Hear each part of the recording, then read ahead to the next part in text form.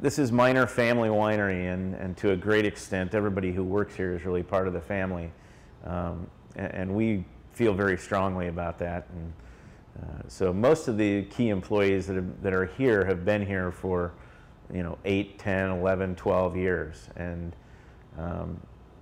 for me, it's important, because we've all done other things for a living at one point or time or another. It's important to really like what you do and look forward to coming into work. And I think that's why a lot of us have gotten into the wine business, and so we want to treat people well, give them a place where they can grow and learn new things and have a lot of fun. Going to work should be fun. And I think everybody here sort of embraces that as well. I think the most wonderful, beautiful aspect of working at this particular winery and for Dave and Emily Miner is that their philosophy is enjoy what you're doing, but at the same time be creative, and Dave will just say do your job, and that's a very loose thing, very loose term. And the people that seem to thrive here and the people that seem to last as members of our Miner family are those that can get outside the box. In other words, maybe they were in corporate situations, but here we are very uncorporate. There is nobody on any day looking over most people's shoulder here, certainly not over mine.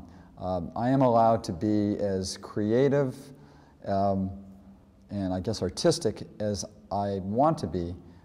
So there's a freedom that is given to you, but at the same time there's like a responsibility, and it's never really stated, but I know that from working with these people now for 11 years, that there's a responsibility of my part to produce these wines that are absolutely, for the most part, and I hope so, absolutely wonderful. So it's that philosophical thing of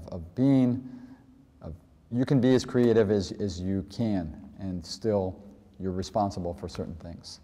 It's rather unique. I've never worked in a place like this before.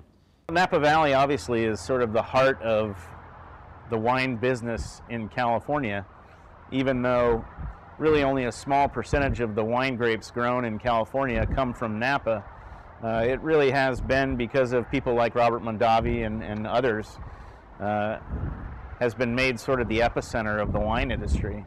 The soil here is really ideal, and the weather is ideal for growing grapes. Particularly, a lot of our vineyards are up in the hills, and it's really a great soil for growing things like especially Cabernet and Merlot, Cabernet Franc, even Chardonnay.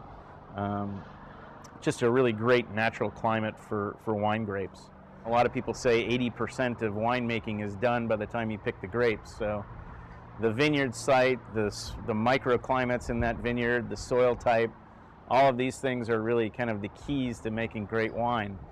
You can grow Cabernet anywhere, but you can't make the best Cabernet for making great wines someplace where it's not really well suited.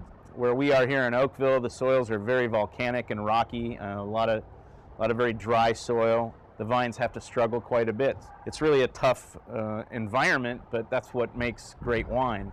The weather in California is generally very predictable, and compared to other wine growing regions in the world, we have probably the most reliable weather of any wine growing region. France can be very wet and rainy this time of year, and we almost never get rain this time of year, so it's much more predictable.